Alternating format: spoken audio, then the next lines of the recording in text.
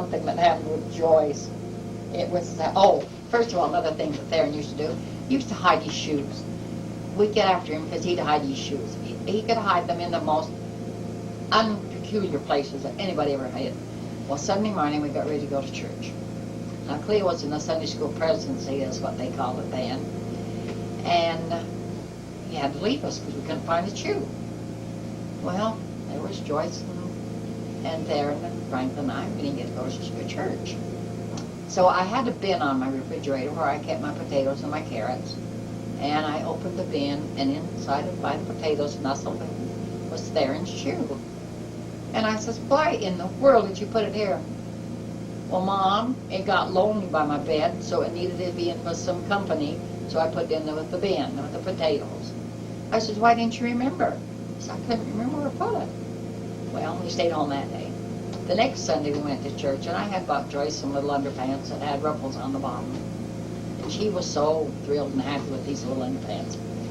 Now we're all standing out in the hallway there, and the men had been into their meeting, and we was just getting ready to go into the church, to our meeting, and Joyce bent over and she pulled up her dress, and she said, hey, Dad, look at my new underpants. They all got ruffles on my bum. Well, Theron, Cleo was just about passed out. He didn't even want to claim it.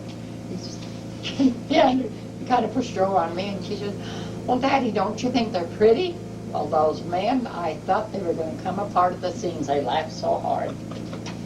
But it was kind of, our family put us through a lot of things.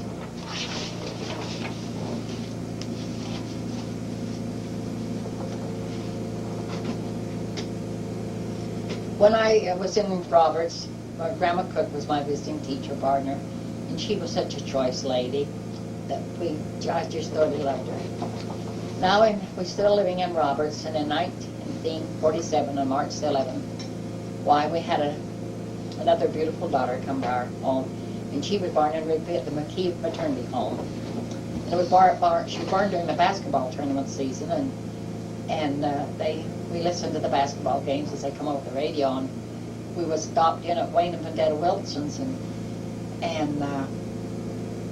we was listening to the games, and I said to Cleo, I think you better take me over to the maternity home. And he says, you sure you need to go? He says, this is right in the middle of a good ball game. And I said, well, unless you figure you plan on delivering the baby here, I think you better take me over there. So he took me over there.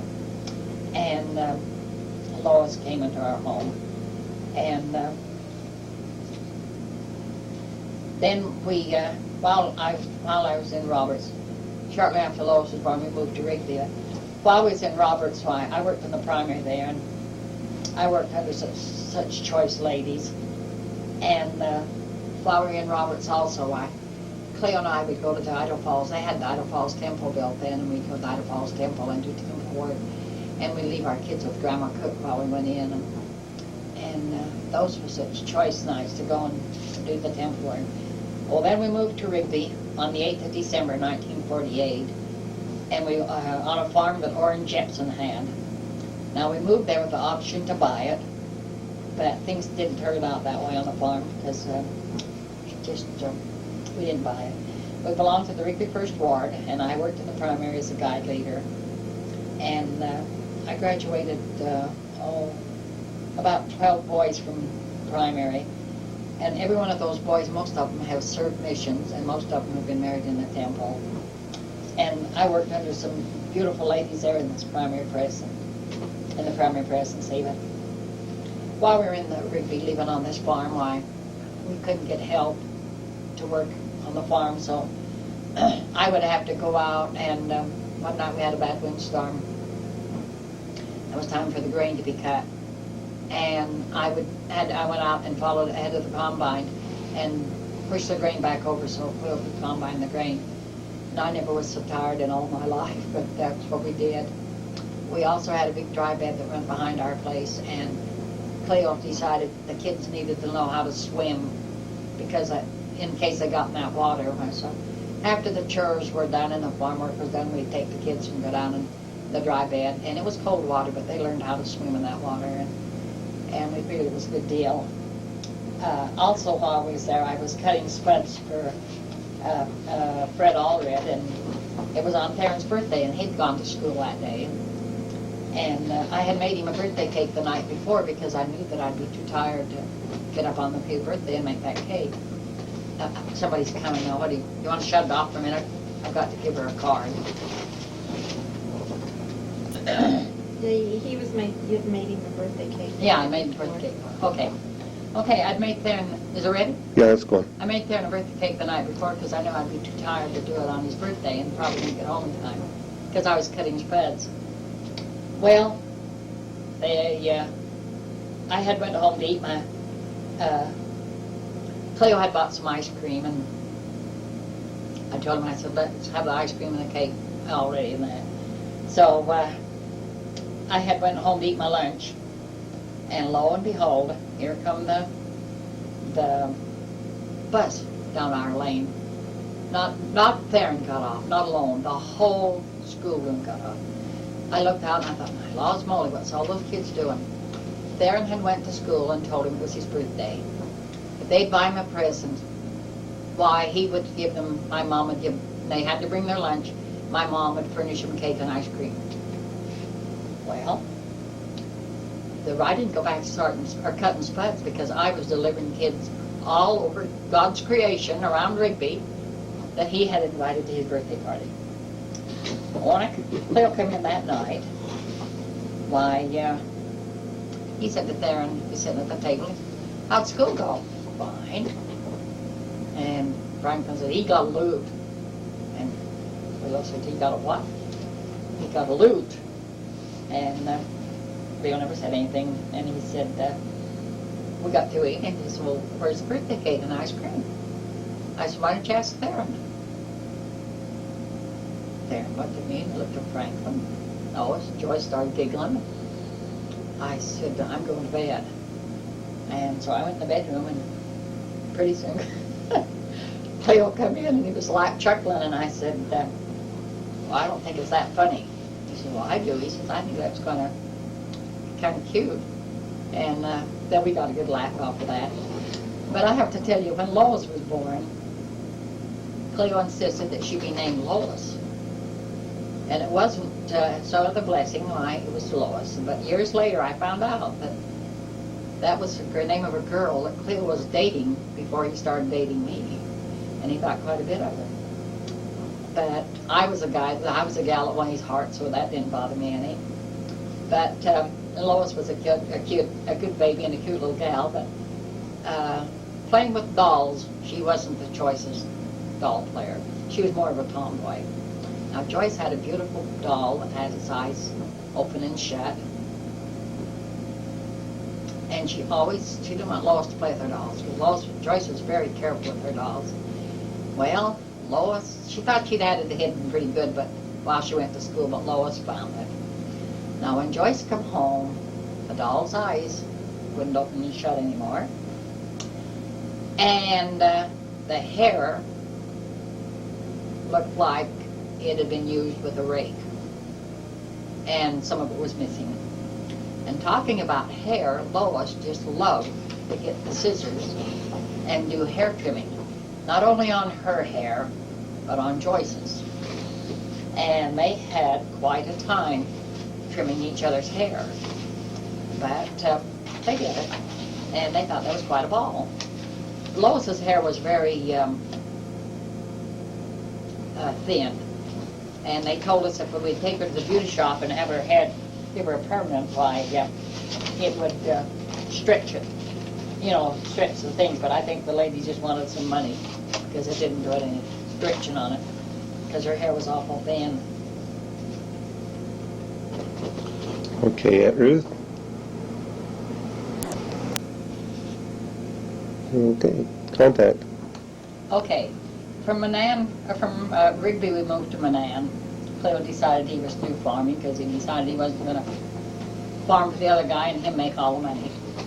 So we moved to Manan, and we bought a home here in Manan from Dean and Verla Clifford, and we lived in a home in Manan just a short time. Then we moved to Lovell, Wyoming, where Cleo was working on a high power line for C.L. Lewis Company, electric company. as we was going to Wyoming when we were moving, Lois was about 5 years old, and we were traveling at night, and we had all of our stuff loaded in a car and pulling a trailer, and she kept saying, "Daddy, please stop and let me ring those doorbells that I can see on the highway." And I said, "Well, honey, we don't know what you're talking about. There's no doorbells here." And she said, "Well, Daddy, I know there's doorbells. I can see them." Finally, it dawned on us that there were reflectors on the metal posts that Lois could see. And she said, "Daddy," when Cleo stopped, she said, "Daddy, let me get out and ring that doorbell." So Cleo got out with her and showed her that it wasn't a doorbell. And then she got back in the car, and she was right happy all the rest of the way going up. But when we were going up through the oil, and it's oil wells or gas wells. It's oil wells out in Wyoming, isn't it? Yeah.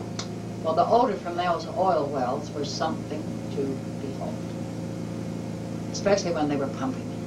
Oh, well, I was expecting a baby, and every now and then we'd get a whiff of those oil wells, and I'd say to my kid, there was Lois, Joyce, Darren, Frank.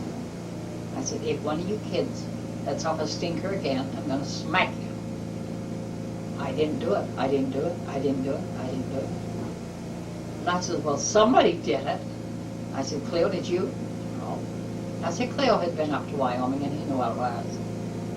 We went ways farther. I said, "Oh, my, this is terrible." I said, "I'm getting sick to my stomach." I said, "You've got to quit."